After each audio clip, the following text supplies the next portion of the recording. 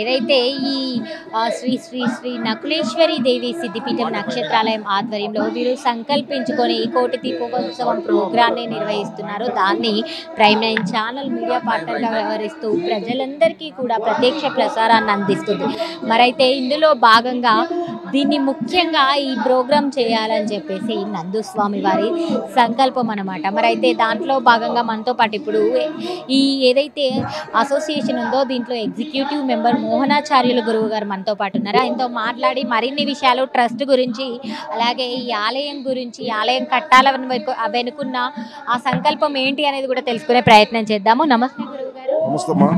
గురువు గారు, ముందుగా మీకు కార్తీక మాసం శుభాకాంక్షలు. థ్యాంక్ యూ అమ్మా. Thank you. సంతోషం.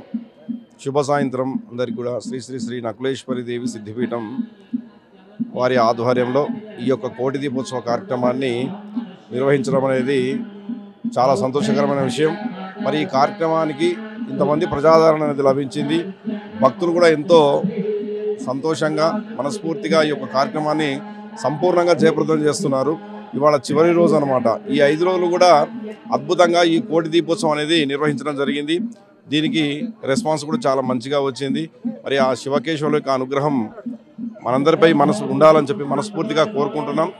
మరి దీని యొక్క ఉద్దేశం ఏమిటి అంటే, శ్రీ శ్రీ నకులేశ్వరి దేవి సిద్ధిపీఠం వారి ఆధ్వర్యంలో జరుగుతున్నటువంటి ఈ యొక్క గొప్ప కార్యక్రమం. ఇక్కడ ఎంతోమంది భక్తి శ్రద్ధలతో ఈ యొక్క కార్యక్రమానికి హాజరై మరి ఈ యొక్క కోటి దీపోత్సవాన్ని సంపూర్ణంగా విజయవంతం చేస్తున్నారు. మీ అందరికీ కూడా పేరు పేరున ప్రత్యేక కృతజ్ఞతలు తెలియజేస్తున్నాం. ఆ శివకేశవుల యొక్క అనుగ్రహం పరిపూర్ణంగా మీ అందరిపై ఉండాలని మనస్ఫూర్తిగా కోరుకుంటున్నాం. అదేవిధంగా కార్తీక మాసంలో విశేషంగా దీపోత్సవం అనేది చాలా చెప్పుకోదగినటువంటి విషయం. ఈ యొక్క దీపోత్సవం చేయడం ద్వారా మరి మనస్సులో ఉన్నటువంటి సంకల్పాలన్నీ కూడా తీరుతాయట. మరి ఎందుకంటే మాసాలలో విశేషమైనటువంటి మాసము కార్తీక మాసము అని చెప్తాము. సో శివకేశవులను ఇద్దరిని కూడా ఆరాధించే మాసం ఇదే. ఈ కార్తీక మాసంలో దీపారాధన అనేది చాలా విశిష్టంగా చెప్పబడుతోంది. అందుచేతనే ప్రతి ఒక్కరు కూడా గృహంలో కానీ ఒక దేవాలయంలో కానీ ఎక్కడైనా సరే మీకు ఎక్కడ అవకాశం ఉన్నా ఖచ్చితంగా ఉదయం ప్రాతకాలమున తెల్లవారుజామున కానీ అదేవిధంగా సాయంకాల సమయంలో దీపారాధన చేసుకున్నట్టయితే కనుక సకల దోషాలు తొలగిపోతాయి. శివకేశవుల వారి యొక్క అనుగ్రహం కూడా మనకు సంపూర్ణంగా లభిస్తుంది.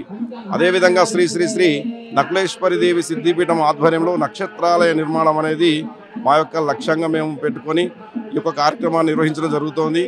మరి సాధ్యమైనంత త్వరలోనే ఈ యొక్క ఆలయ నిర్మాణం అనేది చేపట్టడానికి మేము ముందుకొస్తున్నాం. నక్షత్రాలయం అనేది 27 నక్షత్రాలతో కూడినటువంటి ఆలయం. మాతృక నకులేశ్వరి మాత మాతృక. ఈ 27 నక్షత్రాలు కూడా ప్రతి మనిషి జీవితంలో ఏదో ఒక నక్షత్రంలో ప్రతి ఒక్కరు జన్మించుంటారు. సో వారికి ఉన్నటువంటి దోషాలు కానీ వారికి ఉన్నటువంటి సమస్యలు ఏవైనా సరే వారి నక్షత్రం పైన పూజ చేసుకోవడం వలన మరి దోష పరిహారార్థం అనేది జరుగుతూ ఉంటుంది. కాబట్టి ప్రతి ఒక్కరు కూడా ఈ యొక్క ఆలయాన్ని కూడా సహకరించాలని మనస్ఫూర్తిగా కోరుకుంటున్నాం. ధన్యవాదాలు గురువు గారు, చాలా చక్కగా వివరించారు నక్షత్రాలయం గురించి, కార్తీక మాసం గురించి. చాలా థ్యాంక్స్. సో మనతో పాటు మరొక గురువు గారు కూడా ఉన్నారు. ఆయనతో కూడా మాట్లాడి కార్తీక మాసం విశిష్టత ఏంటి, ఇంత సామూహికంగా ఈ దీపాలు పెట్టడం వల్ల ఎలాంటి ఒక అది వస్తుంది, ఫలితం వస్తుంది భక్తులకి అనేది కూడా ఆయనతో మాట్లాడి తెలుసుకుందాము. నమస్తే గురువు గారు. నమస్కారం అమ్మా. గురువు గారు చెప్పండి, కార్తీక మాసం విశిష్టత ఏంటి అసలు? శివకేశవ మహాసన్నిధానం అంటే శివకేశవులకు సంబంధించినది కార్తీక మాసం అమ్మ. అంటే ఈ ఒక కార్తీక మాసంలో దీపము ఒక దానము కానీ దీపము వెలిగించడం కానీ ఎంతో శుభప్రదముగా మనం భావించవచ్చు. అలానే నిత్యము దీపారాధన చేయించడం కానీ గుళ్ళో కానీ ఈ యొక్క పవిత్ర స్థలంలో కానీ ఈ యొక్క విశేషమైన ఆరాధన చేయించుకోవడం అనేది చాలా గొప్ప విషయము.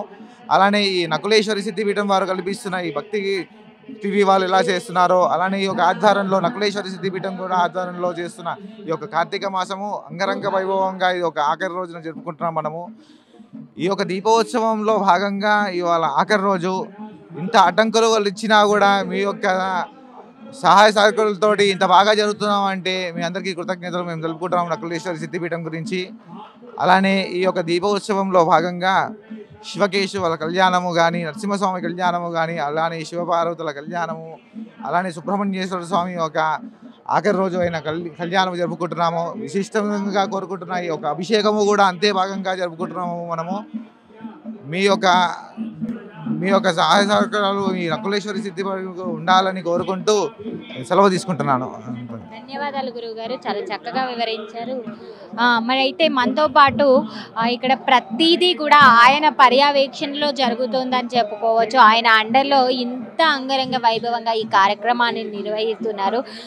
ఈరోజు ఆఖరి రోజు ఎలాంటి కార్యక్రమాలు నిర్వహిస్తున్నారు ఏంటి అనేది కూడా రవికుమార్ గారితో మాట్లాడి తెలుసుకుందాము. నమస్కారం అండి. నమస్తే రవి గారు, మనం 4 రోజులుగా కూడా ఎన్నో హోమాది కార్యక్రమాలు, అలాగే ఎందరో పీఠాధిపతుల చేత భక్తి ప్రవచనాలు, ఎంతోమంది పిల్లల చేత నృత్యాది కార్యక్రమాలు, అలాగే శ్రీనివాసుడి కళ్యాణ, లక్ష్మీ నరసింహస్వామి కళ్యాణం కానీ, శివపార్వతుల కళ్యాణం కానీ, శ్రీనివాసుడి కళ్యాణం కానీ, ఈరోజు సుబ్రహ్మణ్యేశ్వర స్వామి కళ్యాణం కానీ, ఇలా రకరకాల కళ్యాణ మహోత్సవాలు, ప్రతీదీ కూడా ఏది ఉంది ఏది లేదు అనకుండా భక్తులందరికీ కూడా ఒక ఆలయానికి ఎలా అయితే వెళ్తే వాళ్ళకి ఎలా అయితే ఫీల్ వస్తుందో అది ఇక్కడ మనం తీసుకొస్తున్నాం. మరి ఈ రోజులో భాగంగా ఏం కార్యక్రమాలు ఉన్నాయి ఏంటి? ఇప్పుడు రెగ్యులర్గా జరిగే కార్యక్రమాలే ఉన్నాయి. ఈరోజు వర్షం కూడా పడినా సరే భక్తులు చూశారు కదా, ఫుల్ ఫ్లెడ్జ్డ్గా ఆఖరి రోజు కాబట్టి ఐఏఎస్ సత్యనారాయణ గారు ఒక ఆయన వస్తున్నారు, ఈటెల రాజేంద్ర గారు, ఇంకా ప్రముఖులు కొంత పీఠాధిపతులు అందరూ వస్తున్నారు. ఎంత వర్షం పడినా మేము అన్నదాన కార్యక్రమంకి ఈరోజు ఆల్రెడీ 4000 మెంబర్స్కి వండిపించాము. ఎందుకంటే 7000 అనుకున్నాము, వర్షం పడడం వల్ల తగ్గించడం జరిగింది. మీరు చూస్తున్నారు, నేను చెప్పక్కర్లేదు, నేను చెప్పేదానికంటే మీరు చూపిస్తే బెటర్. కార్యక్రమము మీ ప్రైమ్ 9 వాళ్ళు అన్నీ కవరేజ్ చేశారు కాబట్టి మీ ప్రైమ్ 9 వాళ్ళకి ధన్యవాదాలు. మేము చెప్పేదానికంటే మీరే చూసి దీని గురించి వివరించితే బాగుంటుంది. మేము ప్రతి ఒక్కరి దగ్గర కూడా మనము ఎలా అనిపిస్తుంది ఏంటి అనేది కూడా భక్తులతో కూడా మాట్లాడే ప్రయత్నం చేద్దాం, మాట్లాడి తెలుసుకునే ప్రయత్నాన్ని కూడా చేద్దాము. మరైతే మిగతా కార్యక్రమాన్ని అంతా కూడా మీరు లైవ్లో వీక్షించండి.